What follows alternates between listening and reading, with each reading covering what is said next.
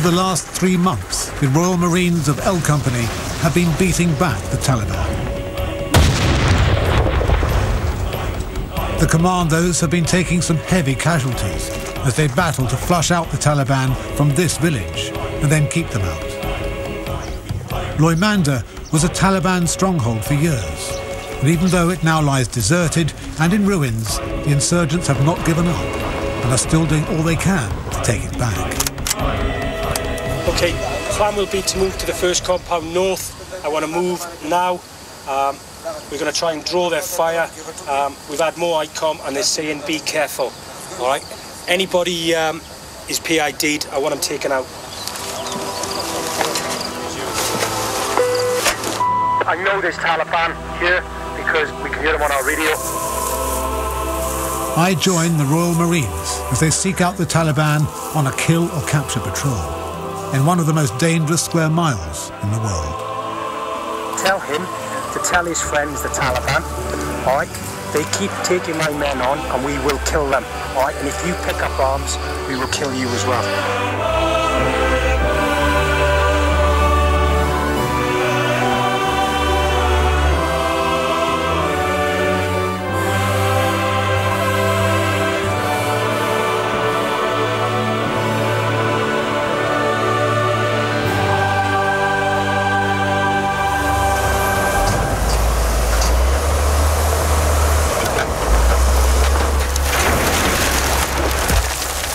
Loimanda used to be a very prosperous place, a major sheep market.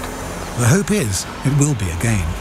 But first, the people who fled, the ordinary Afghans, need to be persuaded to return.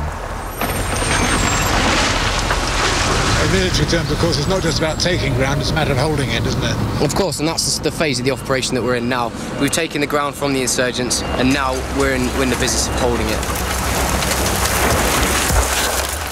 The place needs reconstructing, especially the old bazaar area, full of abandoned shops, once the beating heart of the village. But above all, the place needs security, protection from Taliban attack.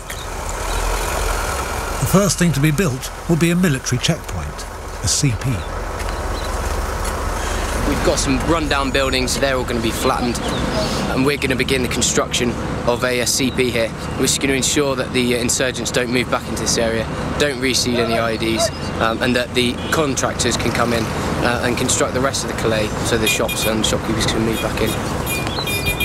So this is the beginning of the real progress? Yeah, this is definitely signs of progress. Now we're here, the insurgents have left, and we're clearing the IEDs and people are moving back into the area.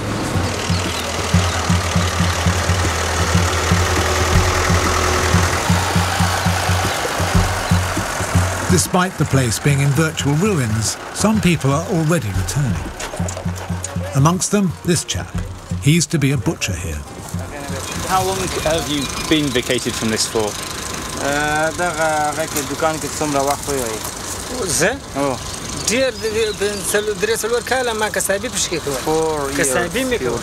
years. He said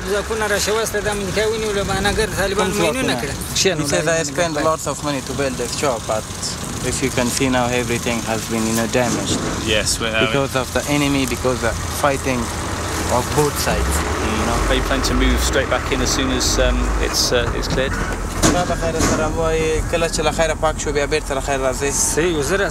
course, I will come and I will carry on with my shop. Okay, he's going. People just want to get on with their lives, but the constant threat of a Taliban attack means they still can't. The Taliban might have been flushed out of the village, but they remain close by, moving around the surrounding countryside. So far, I've been based a mile to the south of Loimanda, but now I'm moving from Checkpoint Toki to L Company's main base, a mile to the east along the Neb Canal. It's only a few minutes by helicopter, but given the IED threat around here, to go overland would be suicide. Checkpoint Selang is built at a strategic bridging point on the canal.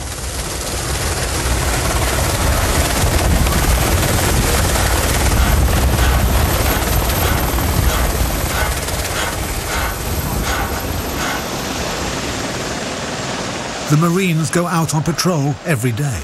It's a dangerous area, volatile, and they are briefed accordingly. Okay, the intent over the next few days, and in particular taking a start with today, is to start to take the fight to the insurgent. Last time patrol was in and around this area, extremely bad atmospherics. We generated accurate reporting that they were watching us. If we do not clear this area and push them out of our AO, all right, the insurgent is going to remain in our area, all right, and we're going to continue to come across, the old threat of the IED. On top of that, all right, okay, I want to show this lot. I want to give them a bloody nose. I want to show them what we're all about. Happy days. Everyone up for it, all right? Synchronised watches. 5, 3, 2, 1, mark. 6:20. Right, game face is on. I'll see you in 10 minutes. We'll be led into the cauldron by Taff Hunter, a Royal Marine for 15 years and a passionate Welshman. This group of lads, I mean, they've been together now out here 4 months. Before that, we were sort of moulding a team for 12 months back in the UK. And absolutely, they're on top of their game. I don't allow them to become complacent. If that happens, then they get my boot up their arse. So, but yeah, absolutely, I believe in every single bloke to the last man. Yeah, absolutely. Hi guys. Whilst Taff prepares his patrol, fresh sentries from the checkpoint are off to take their positions on the canal bridge. Good supply of water there. Oh yeah, definitely need it. How long are you on for? 2 hours. 2 hours of this scorching heat. Kirsty is one of the increasing number of women serving with frontline troops. Assalamu alaikum. Her job today is to search everyone crossing the bridge. Oh shit. Check that out. Should have seen this cow just been floating down the river there. Cow? Full on cow. The guts ripped out. It's bonkers. Oh, there we go. Customer.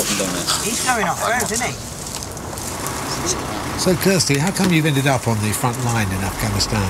Well, they needed volunteers for the female engagement team, and I was stupid enough to put my name forward for it. And yeah, here I am now in Afghanistan. I come from Sunderland. I'm in the Royal Navy as a marine engineer, so this is totally out of my comfort zone. Assalamu alaikum.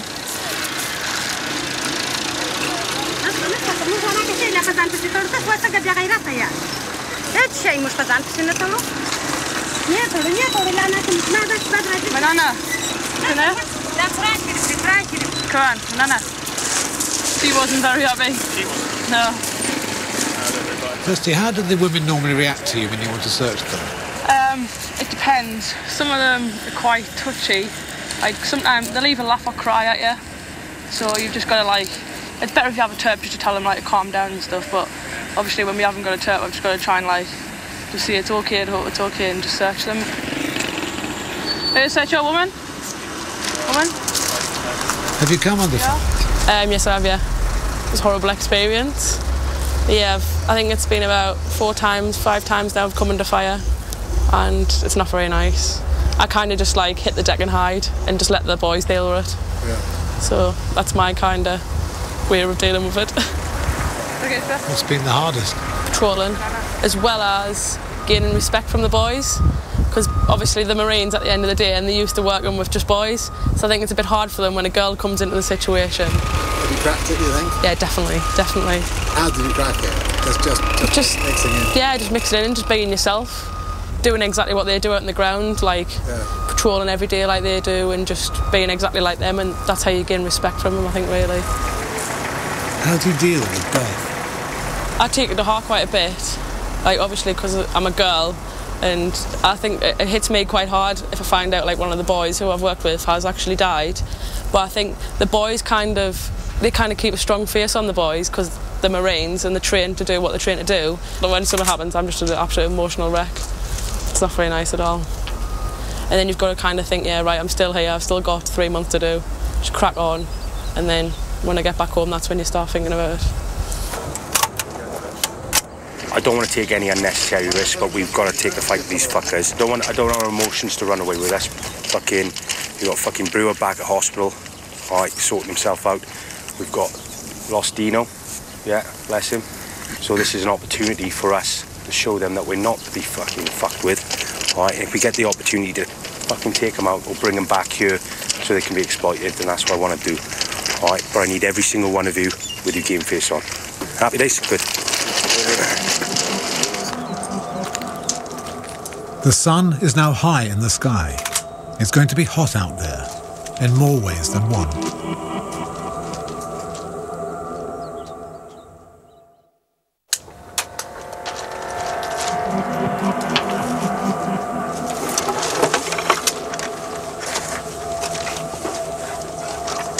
I'm on a Royal Marine kill or capture patrol heading into known Taliban territory.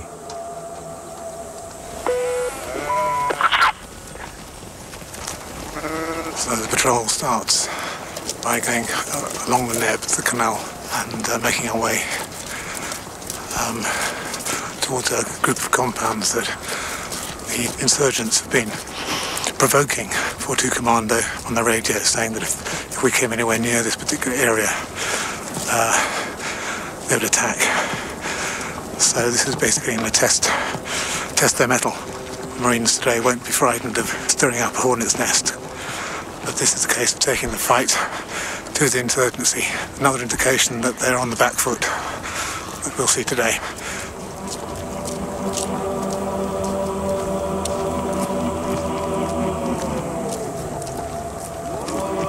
All around us, the aftermath of mine strikes. Bits of old burnt-out vehicles. Bomb craters.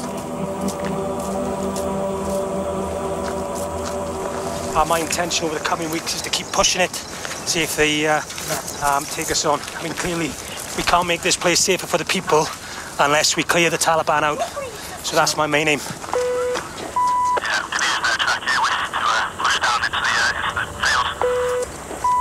Okay, we're about to break track now. Come off the main highway along the Neb Canal and head south into the Badlands. Fucking mouth is bone dry already. I'm actually moving cross country now, and it is Redders. Over. Taliban seeing the ISA being in the patrol now. They've seen the patrol? Yeah. Okay. As soon as we turn inland from the Neb Canal, our interpreter, monitoring Taliban radio frequencies, reports that they're watching us. Okay, yeah, we've generated our first bit of ICOM. They've seen the patrol. The Marines came with the intention of provoking the Taliban, and already that's exactly what's happened. The hunt is on for both sides. Stay to the left of that line. Okay.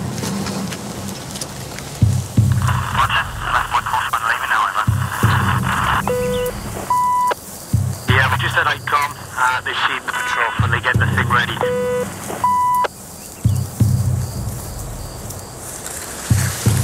To avoid roads and paths, we divert through a maize field for cover.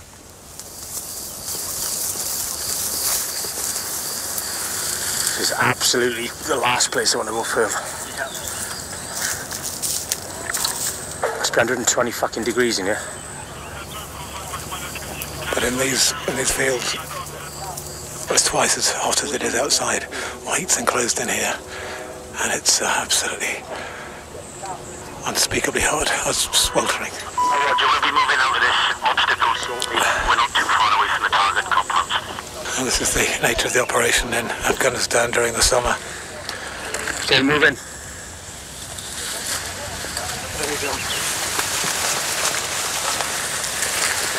Tell him we're sorry.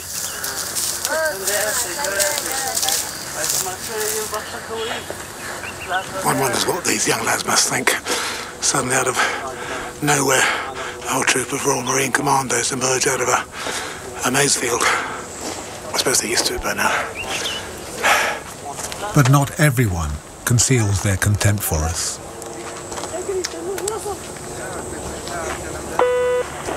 Get yourselves ready. I'll need Vern to ask for the mails from the compound, please. We head towards the first of several suspect compounds known to be used by the Taliban. we sit in some shade then and have a chat? Then we come across some locals who need to be checked. I don't need to speak to him. I want to speak to him, so I want him over here. Round here, anybody could be Taliban or spies for the Taliban.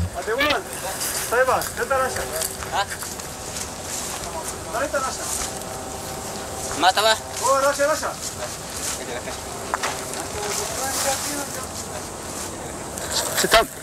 Assalamu alaikum. Hi, Sasa Yam.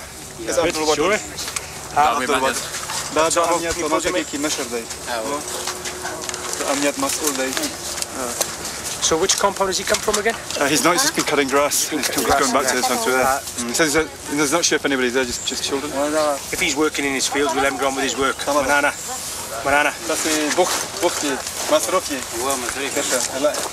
We're at our first target compound. The compound owner is not in. The lads are going to conduct a search anyway, but we've generated our first bit of ICOM, get the big thing, which generally means prestige weapon, RPG, so potentially they might decide to take us on. So we'll see if they come out to play.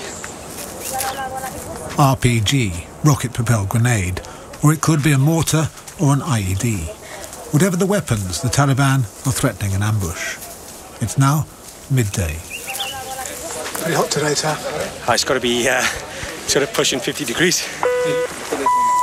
1 second. 3 to hotel, send over. 3 to hotel, Roger, your last out. Sorry. Have you going for the baddest? Yeah, it's certainly a little bit warmer than Wales, yeah. What a gift to be there now. Only joking. Cheers. They're saying they're by a stream, and can you get the big thing ready? All make sure you're observing your arcs and be ready should they take us on. Calling many blocks. Sorry? He's calling many blocks. He's calling many blokes. Yeah. Another ICOM hit frequency 155. Just calling any blokes to come to his location. Singles, I want this alleyway covered. All right.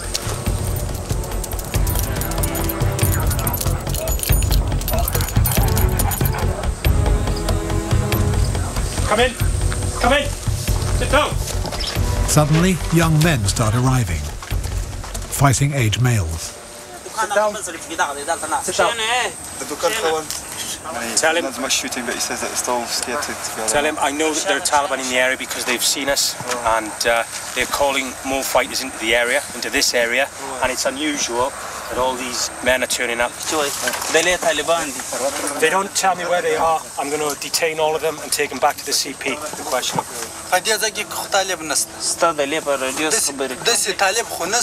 They can see us, so I want to know where they are, or I'm detaining all of you and taking you back to the CP.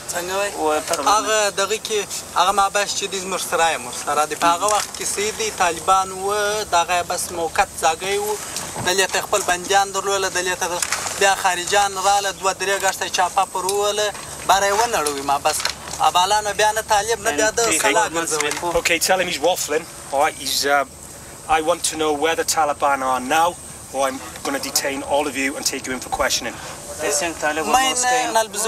He's getting enrolled. Get him down. Tell him to sit there. Not going anywhere. Sit rep. Sit rep is we've had more ICOM. They're very close on us. They've called for numerous fighters to join them. Wait. Fitch Hotel. The atmospherics are definitely deteriorating, although I'm not feeling threatened as yet. Final last words. But I've got quite a few packs now turned up in this area, which seems to fit in with calling for extra fighters. They all seem to be of fighting age. We're in an alleyway surrounded by large compound walls. So clearly, unless they fire over the wall, they won't be able to take a shot at us. What's your thought?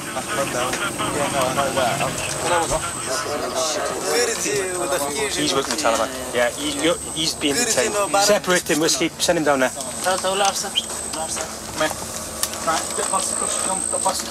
Plastic cuffs straight on him, please. Yeah. Sit.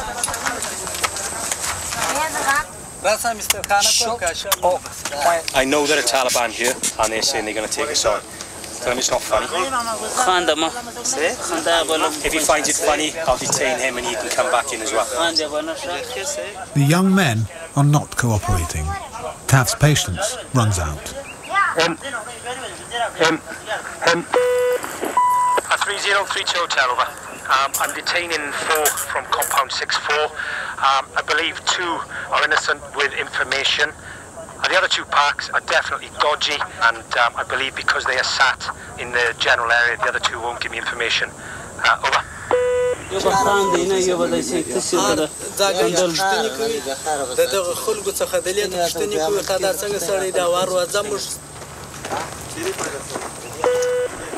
Okay, they're saying they're getting the motor ready. We're going to go straight there, and if they're there, I want them taken out. So everybody, get your game faces on. All right, weapons in the shoulder, and be ready. Let's fucking do it. Yeah, roger. Watch out spacing, guys. All right, if it's a shoot, we don't want to be bunched together.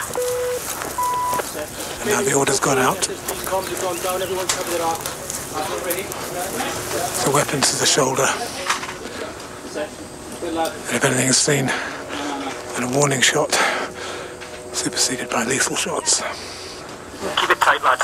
Okay, go. It's open about us, so everyone stay vigilant. Alright, watch the compound walls. Out.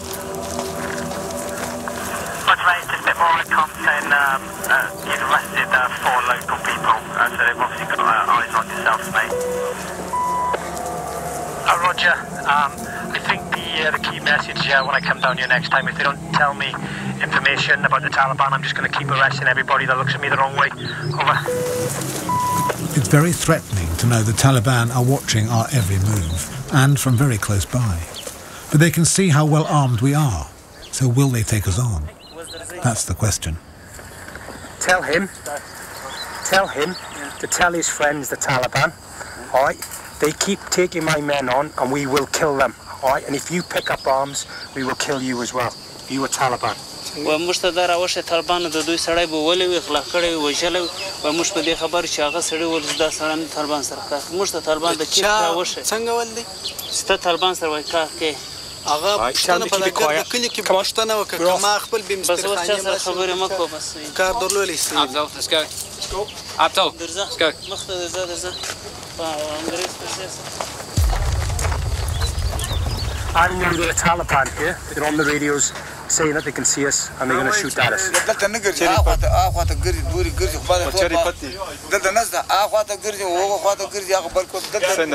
not seen them here. They're in the area, but they're not here. Negative. We're going to be moving on now. Tell him if I get shot at, I'm coming back to detain him. Tell him he's going to take me to the next compound. So that we can get everyone in. We're all too bunched up. Someone takes a shot. We must now head over open ground, where we'll be the most vulnerable to attack. Taff is calling the Taliban's bluff. Okay, the plan will be to move to the first compound north. I want to move now. We're going to try and draw their fire. We've had more ICOM and they're saying be careful. All right. Anybody is PID'd, I want them taken out. All right, cover your rocks.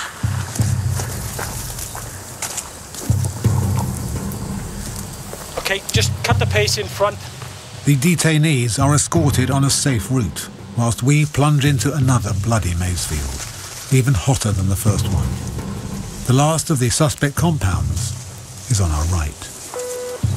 Yeah, let's not get too close to those compound walls. If the Taliban are there and going to attack, it will be now.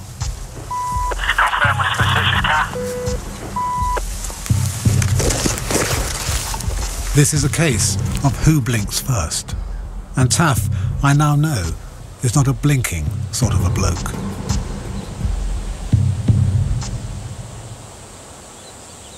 We wait, roasting in the enclosed heat of the field for half an hour, though it feels like an eternity. Then we hear the voice of children, a sure sign the Taliban have fled. They blinked first, this time. All this chat about firing on us, bringing extra men out, is that just to psych us out? I believe it is. I believe, I mean, in the past when they've said they'd take us on, they have done, but I believe they're using it as a tactic here to stop us from going into the bed-down locations. So I'm going to continue to push it. We definitely called it bluff today. Good. We never want to become complacent, though. Heading back, we link up with the detainees and meet a bevy of locals who want to know why we're holding them. What's he asking? He wants to know why these guys have been taken. If they're innocent, we will release them later. We're just taking them in for questioning. Okay then, my name's Taff. My job here is security. Alright, we're trying to get to know the local people. Are they all from the village? So they all live close to the CP? Yeah.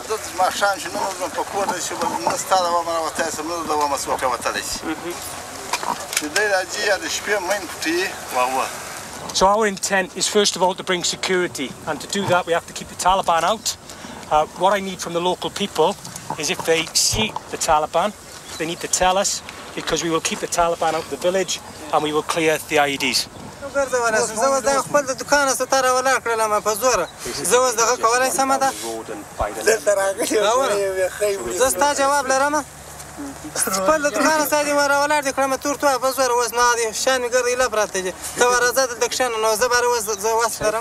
We see the Taliban in the village, alright, we will kill them. Alright, we are patrolling south daily, okay, and it is our aim to keep the Taliban out of the village so that the people are safe. Alright, we realise that we've got more work to do, okay, but I promise them, alright, I promise them that we will keep, eventually we will keep the Taliban and we will keep them out of the village, making it safe for their children to grow up.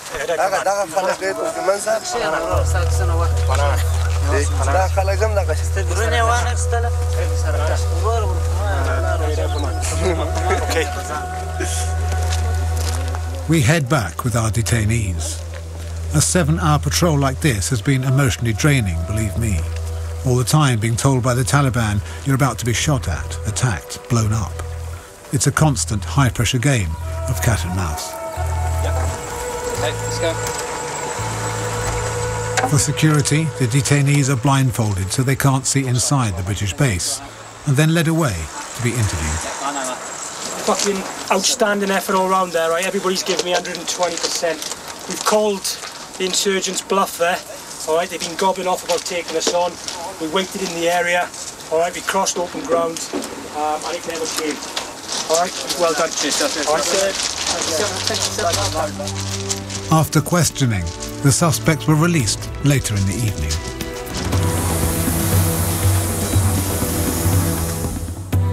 The daily grind of patrolling continues over the following weeks, with the sole purpose of protecting the Loimanda Bazaar from Taliban attack.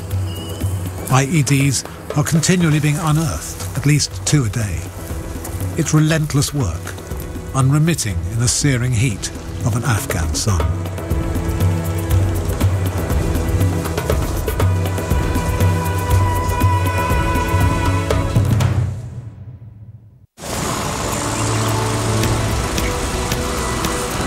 After some weeks, I'm returning to Loimanda itself.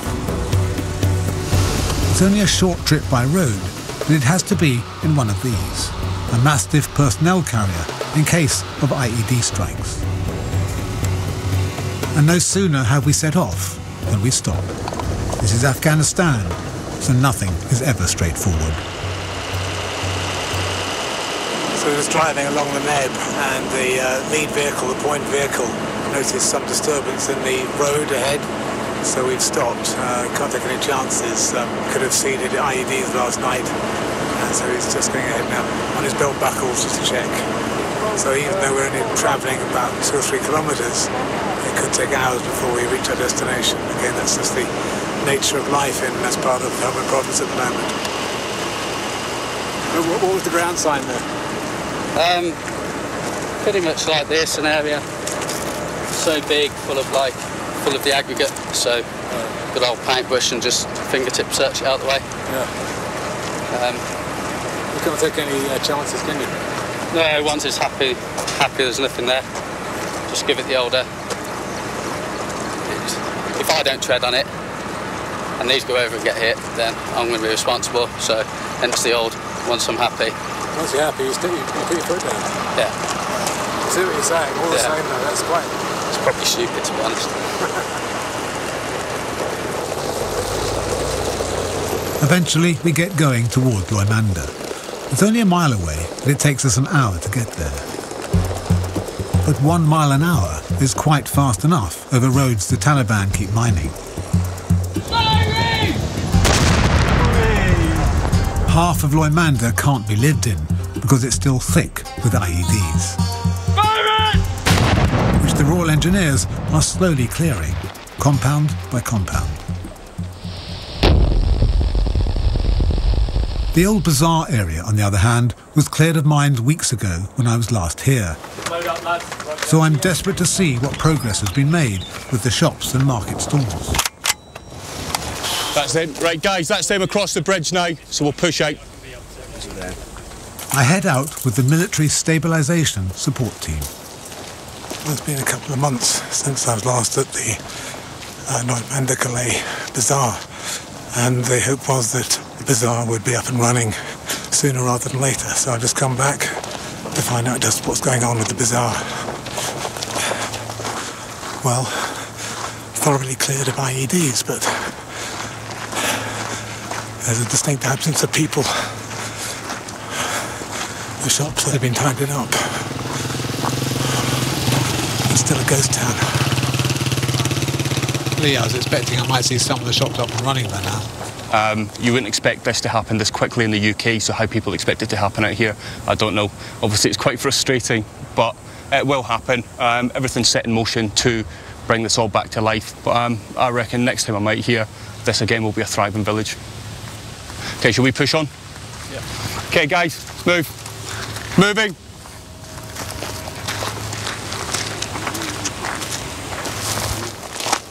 The biggest change I can see is this massive structure. It's the new military checkpoint built by the Royal Engineers. What you got here, mate, that checkpoint there, that's going to be handed over to the local police. We're temporarily manning it. Right. But it's hoped within the next 2 to 3 weeks that the AMP will take over that checkpoint. So then they've got eyes on, and they can do their business, and we'll just pull out of that and man the 2 other ones on the outer edges and Wahid. We were approached a couple of days ago by a couple of families that want to move back into their compounds. This compound right in front of us and the one right next to it. We've pushed out, we've searched them, freed them of IEDs completely, and we're just waiting now for the local to move back in with his family. Any evidence of reseeding? Again, the local nationals are telling us about it and we're being able to deal with them before they actually hit anyone. I'll bring some full throughs up. I suppose development and progress is a real weapon for you against the Taliban.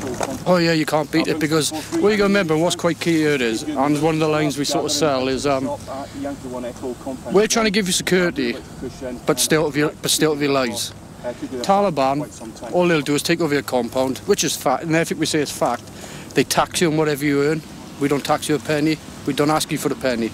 We're just here to help support you, but more importantly, to help you to help yourselves.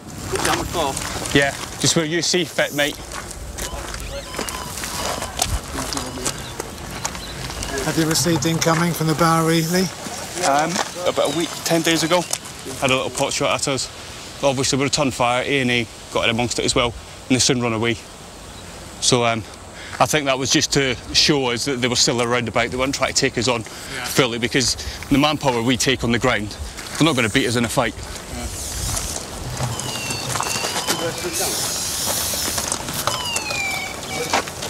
After passing a couple of 100 metres of abandoned and deserted compounds, we come to the area of the village to which people have begun to return.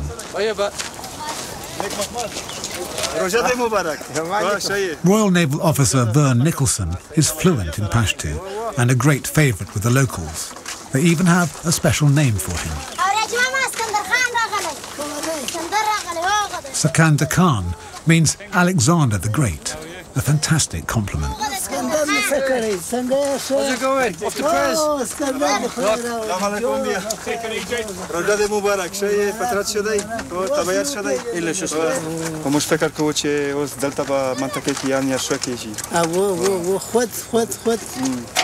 Może Bierko Szyszkowo, czy Ania Trauru. Można parę kołydam, ja tam można parę rawali, można parę dawali, hiesza dajbie. Samoda. Czego jedź, ore? Roja. Roji mataka. Roja na matu? Os. Os era ruba na bas bestiazan. Samoda. He's saying that the insurgents aren't in the area since we came here. They're afraid of us, so they're not here anymore, and I think our presence on the ground is making them think twice about coming back here. And the more the people can believe in us and believe in what we're saying, then the more confidence they have, and we can get schools built and other things built. And they realise that you can't build a state and you can't build a future on agriculture alone. You've got to bring in education. You've got to sort of build the foundations by educating the kids, and they know that and they want it, but it's just how we do it. What's happening, bud? Springing up in the back street, a few budding stalls, which in time will hopefully be transplanted to the bazaar. Matt, just push off to the side. And there's an unmistakable energy about the place. This is not show because you're here, this is what it's like generally. See the guy talking now, tall and milky turd. He's a cobbler, and he's asked us, can he have a shop? So we've got his details, we've got his name. As soon as the shop's ready, he's guaranteed a shop, he's a local guy.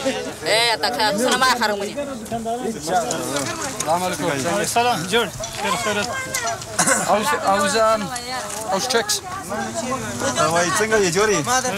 Yeah, he says he's very well. Because I know he's the mullah, you just let him know and let the sort of main people know that the Jawara have given us some food, bags of rice and cooking oils to give them for the end of Ramadan celebrations. It's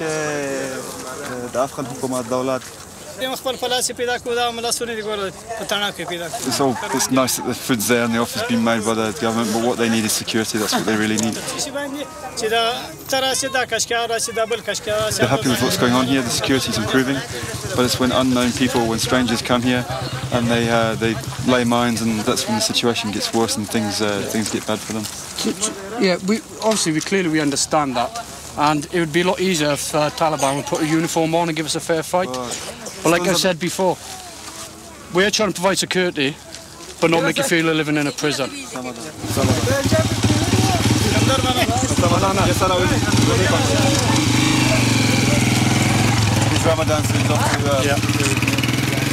Yeah, Lee wants to speak to the guy about the shops. How are you? So far, this is the biggest shop in the recovering village of Loimanda. Matt, I know it's a tiny little shop, but it's small beginnings, huh? Yes. This guy, he's lives in that lane there, and he's got himself, his brother and his old man, they're all traders. So we've clocked them as a bit of the, the Arthur Dailies around here. But, legit trying to make a business, they've coined the market. And 6, 7, 8 weeks ago, no way could you have this kind of conversation. And people may say it's still a bit primitive. The atmosphere is right, they don't feel intimidated. Nobody's saying, oh, but Taliban this, Taliban that. Well, you want to buy him a pistol? Military equipment is always a popular commodity, and clearly there's an Arthur Daly or Del Boy in every culture. It's my knife. Oh. Basically asking you to give everything that you've got in your body armour. They want it. Just asking if they can please have it. No. Unfortunately, no. What I will do, all I can give you now is a handshake. There you go. There's a little gift for you. Treat yourself.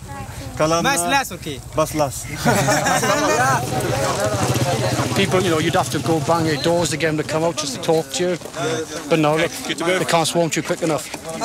But we're not naive enough. One of these could be just filtering information. One of these could be just scoping us. Yeah, absolutely. But we're showing them we're confident and we're relaxed. Yeah. Okay, guys, move.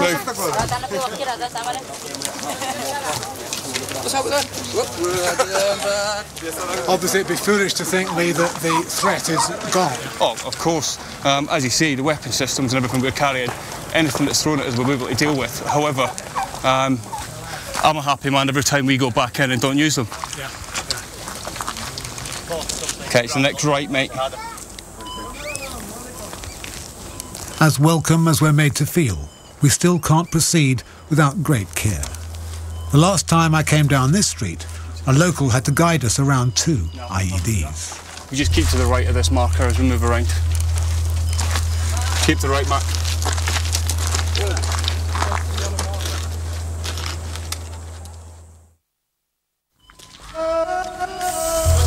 So keep to the right. Yeah, keep it on your right-hand side now, mate, as of this one. I'm in Loimanda village with the military development team. The village, war-torn and for a long time deserted, was considered dead. But now, 3 months since the Taliban were flushed out, I find it has a heartbeat once again. It's, as I said, a few months ago, you couldn't have dreamt of seeing this many people about. But as you can see, we've got the hearts and minds of the population. We certainly have. It's just, let's start building on it.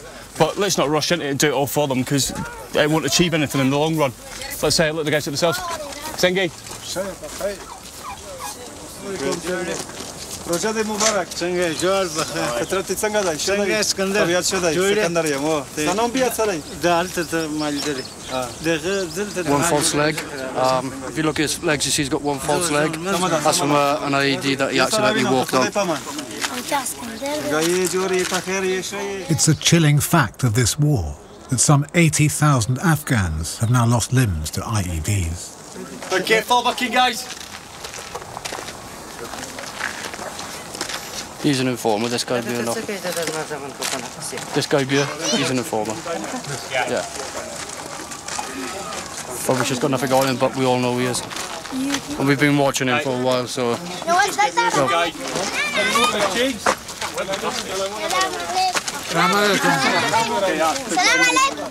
Just sit in this wall, mate, see if anybody comes up to us.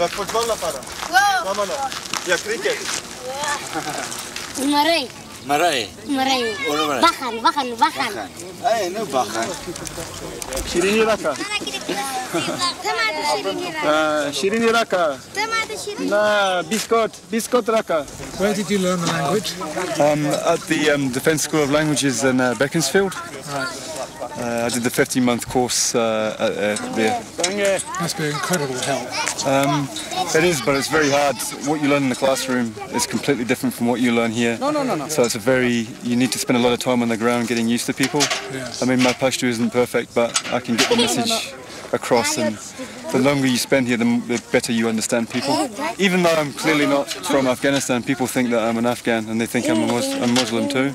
So they almost accept you because you speak the language that you are from here. So it's a good way to build the relationships and build the bonds that will hopefully make the insurgency here stop and build that trust between the uniform and the local population.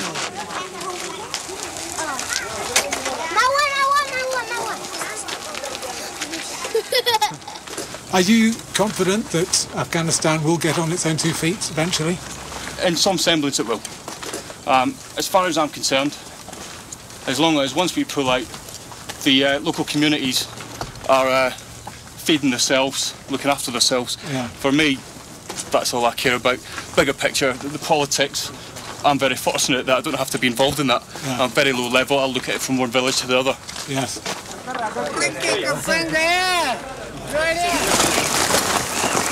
Do you think differently now than you used to about Afghanistan and soldiering? I do, because my last tour, our command officer was killed. We lost a company commander, platoon commander. Lost a couple of people closely with my own company, a young guardsman. And a lot of men made a lot of big sacrifices.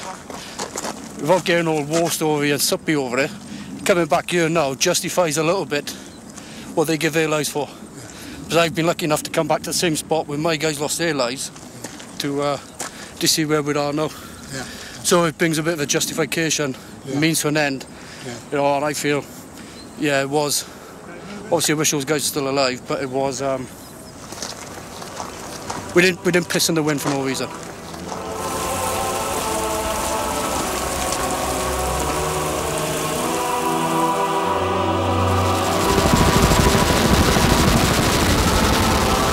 Next time, the Marines joined forces with the Afghan National Army and police.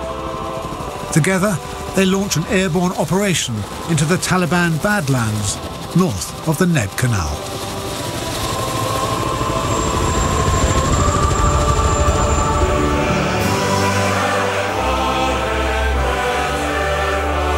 And that's next Monday at 9. Tomorrow on Channel 5, how accurate is Mel Gibson's movie, and has it changed a Scottish hero's image?